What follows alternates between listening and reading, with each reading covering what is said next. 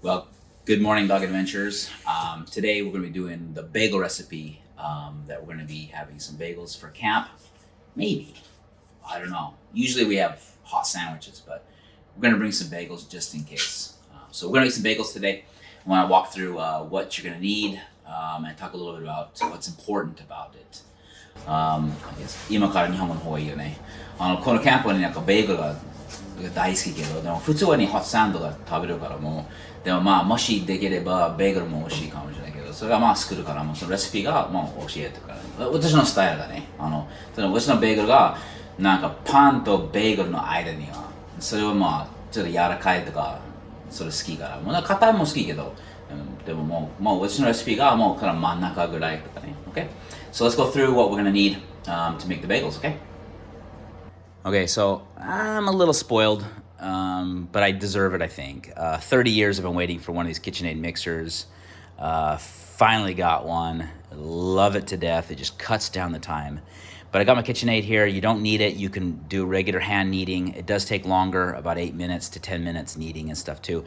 Flour, preferably ones for bread. I get these at Costco. It's worth it. They come with 3 packs, so 3 kilograms of bread, of flour. You'll need 500 grams of that. Pack of yeast, again, Costco sells this at like 50 or 60 packs in a box. Well worth it. 1 pack is just at the edge of 500 grams. You could use 2 if you want to, that's fine.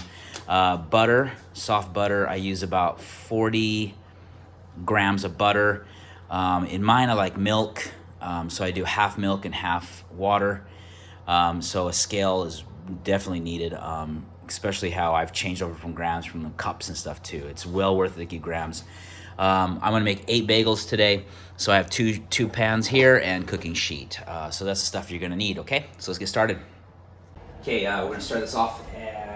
There's a bunch of things that are important about making bread that when you look online for YouTube or look at the books and stuff too, they don't really tell you this.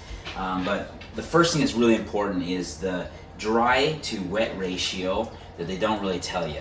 If you get 50 to 50, so example 500 grams of dry stuff versus like 250 grams, you're gonna get more condensed type bread.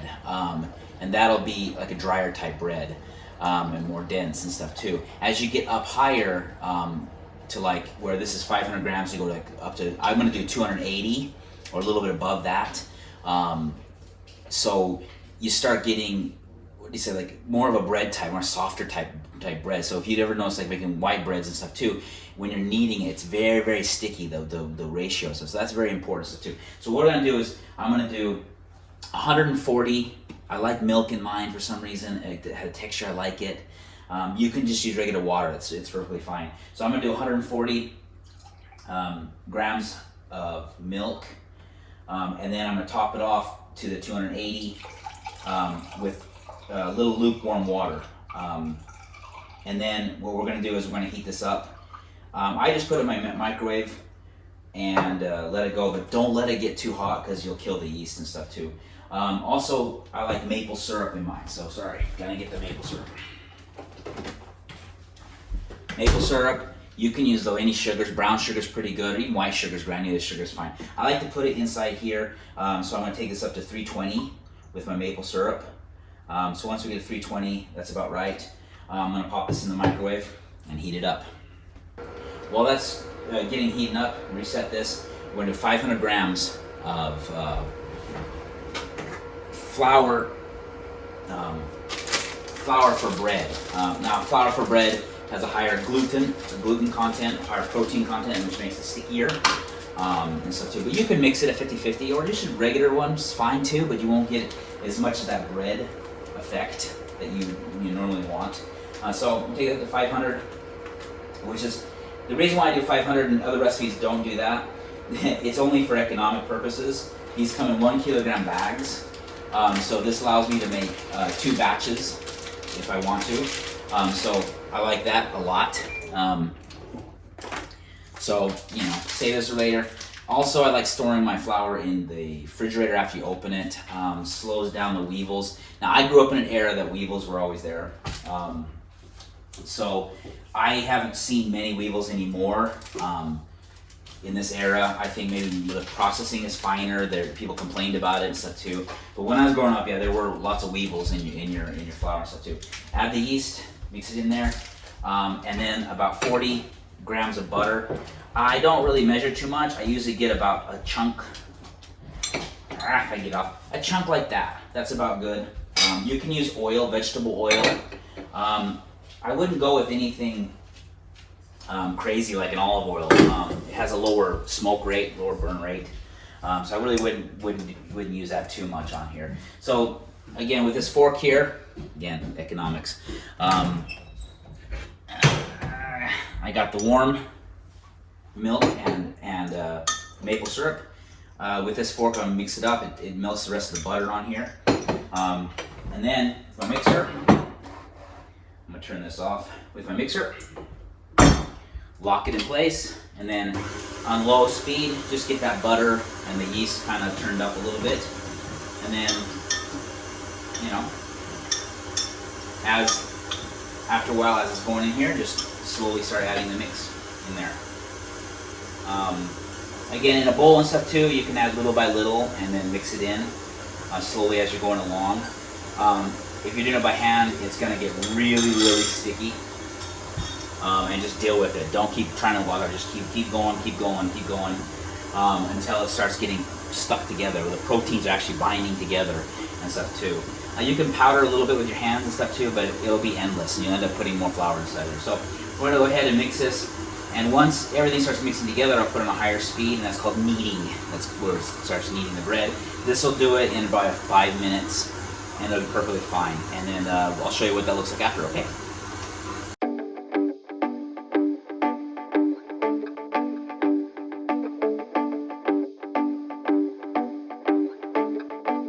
I think this is done now. Just drop a little bit. Okay, that's more elasticy. That's what we're looking for. Okay, so let's go on to the next step. Okay, take it off. Now what we got to do is we got to oil the pan a little bit, just a drop,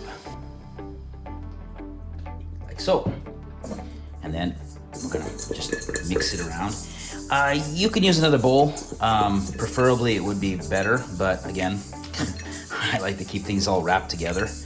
And I don't know, maybe it helps the remainder stuff come off better when I wash it. But I like to use the same bowl. Roll it around. You can coat a little bit if you want to. Roll it around here as a ball and drop it in there.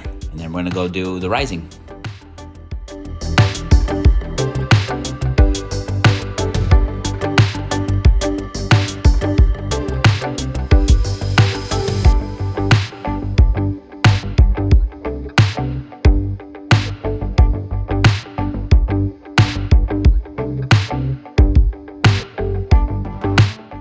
Okay, so we're gonna let that rise for, again, this is the second part that's important, that people don't really tell you too much. They just say, just do it for 20 minutes, or do it for 30 minutes, or 40 minutes. Softer breads and stuff too take longer to rise. Sometimes bagels, I've seen recipes like 20 minutes, let it rise once, pound it down for another 20 minutes. This is where I differ. I like to go a lot longer, and it says, somewhere 35 degrees. I put my 40 because the metal is colder, especially since we're in the fall, and it's got to heat it up.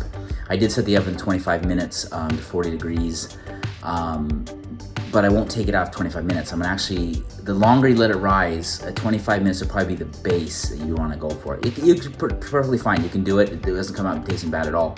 But go something like 40 minutes for the first rise, and then pound it down. Or don't pound it down too much. And the second one the same, about 40 minutes, and you get this really good, softer bagel that's really nice, tastes like bread. But if you want to go harder, 20 minutes, 25 minutes the first rise, and 25 minutes the second rise. And then you'll get a more condensed bread that gives you like a harder bagel. But I like mine, like I said, a little softer, like Japanese say mochi mochi. So I do mine a little longer. It makes it come out like smoother looking and stuff. So especially the second one. So I'm gonna let this rise, and then we're gonna show you we'll go on the next step. Okay. Okay, so it's just out of the oven now for the rising, and this again, this is about 40 minutes. Looks like that. It's a little soft touch here. So now what we're gonna do is we're going to break it up again. So I'm gonna take this out and we're gonna weigh it. So I'll pull this out, smash it down a little bit. So we're 843 grams, and we're gonna make 8 of those things. So it's about 105 will get us around that. So now what we're gonna do is we're gonna break these up into 105 gram. So we got 8 here, and now what we're gonna do is just gonna roll them like this. Make sure I'm in the camera, sorry. So they're nice and smooth. This is where the bagel's gonna get the smooth texture. Keep rolling it and tucking it down inside here. I mean, pinching it like this really helps too. So you keep rolling it till you get this really smooth ball. Now to make a donut, we're gonna punch a hole in it, but I don't like to do that immediately. I like to have this kind of set up for a second. So what I'll do is I'll just prep these, and then we'll punch the holes later. Okay? So let's get going.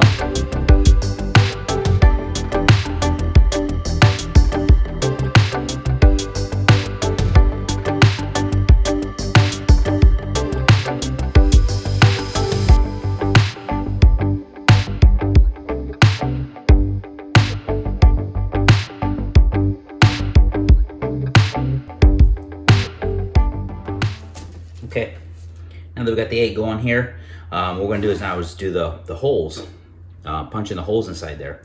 And that's the easy part on here. There's other ways to do it. You can do it like nampang, the Indian bread. You can roll it out and then put stuff in the center of it and then kind of seal it up and then roll it around. That's fun, makes really good, you know, tasting bagels with stuff inside of it. Like you can put cream cheese, and then raisins and stuff. You can put ham and cheese inside of it. It's fantastic, but this is the simplest way to do it. Even the time it took to get these ready, now these ones have been sitting just for a few minutes, but it really does help out. So we're gonna punch a hole into it with our thumbs, and here we go, it's going, very easy. Just take your thumb, I just punch my thumb inside here, and then make like a donut. I don't know if you can see that. In here, and then roll it around, because what you're going to do is you're smoothing out the inner part of it. So just keep rolling around and make it bigger and bigger and bigger, like this. As it rises again, it will swell up and close the hole in a little bit. So don't go stingy on the hole. It will rebound and stuff too. So a nice size hole like this, it will sink in and stuff too. So let's do all of them.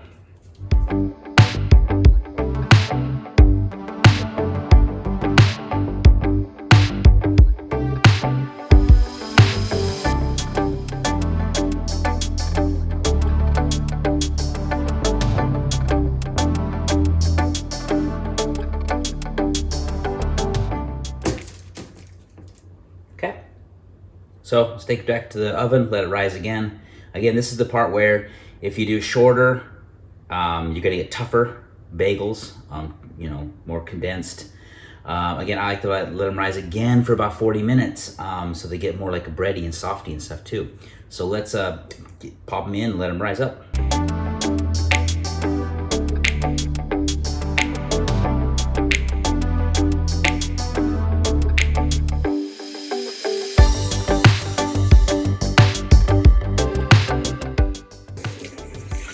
Always remember to clean while you're baking, okay? Okay, so they've risen, and you can see how they've swollen up. Now we're gonna boil them. That's the difference between bagels and bread. We boil it first. And I got a timer set for 27 seconds per side. Got the water ready to go. Preheat my oven. Okay, so we're gonna boil them. Water's ready to go. Take the cap off. And again, we're gonna do them in 27 seconds. So start off lightly, take it off, because they're been, you know, risen and stuff too. So we want to keep the air inside there. So one by one, find a pattern. I like to start clockwise. Put them in and start the timer. What that gives is about actually 30 something seconds per rotation. So we're gonna go that, we're gonna do the rest of them, and see how we're gonna go. We preheated the oven to 230 degrees, 12 minutes, 30 seconds. I'm lucky I have a gas oven, so it's really hot. Regular ovens that can't hit that temperature, you're gonna have to go lower but longer. 12 minutes, 30 seconds seems the ideal, okay? So we're gonna get them in and go, okay? Rotate them over.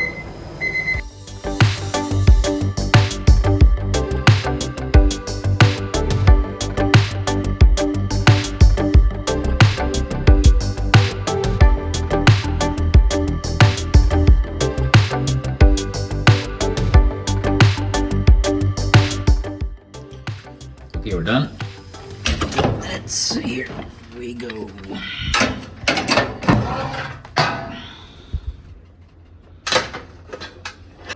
When you touch them first, they're gonna be very hard. Do not touch them. The moisture is gonna come out and smooth them out. So let them be. Let them sit for about 10 minutes or so, and then move them off. I like to move them off to this tray here, so they set up the moisture and stuff too. So anyways, there's the bagels. Enjoy them. They're great. 8 of them for 2 of us, so that's 4 days. Anything past 5 days, they start getting moldy, so be careful with that. Don't try to make a whole bunch of them. They don't last. They don't have any preservatives in them. They're natural, so they'll mold up very quickly. But there they are. There's the bagels. Enjoy.